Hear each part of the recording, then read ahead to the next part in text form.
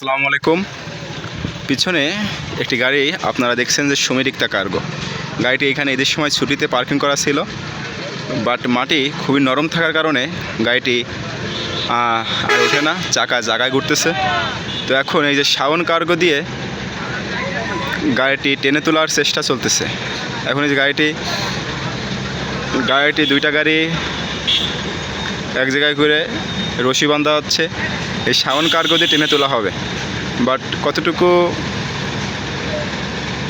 উঠবে বা তার ছিঁড়ে যাবে কি না এই নিয়ে খুব আশঙ্কা রয়েছে। দেখা যাক কি হয়। এখন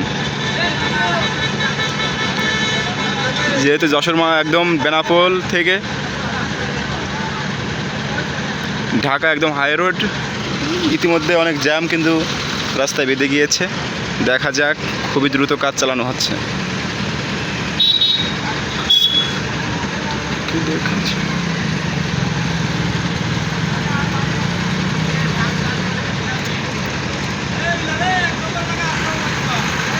এই যে টান শুরু হয়ে গেছে অলরেডি।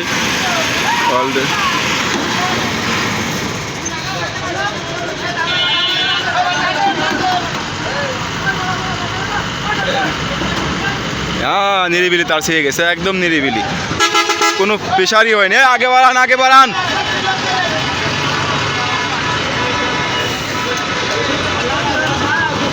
আরে এই তারে তো সম্ভবই না, খুব নিরিবিলি, কোনো প্রেশারই লাগেনি, তার ছিঁড়ে গেছে।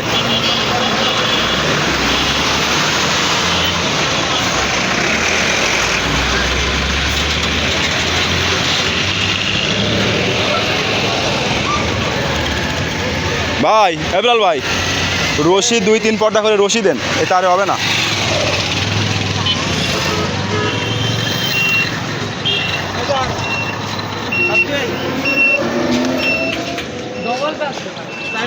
হ্যাঁ ডবল রশি দেন,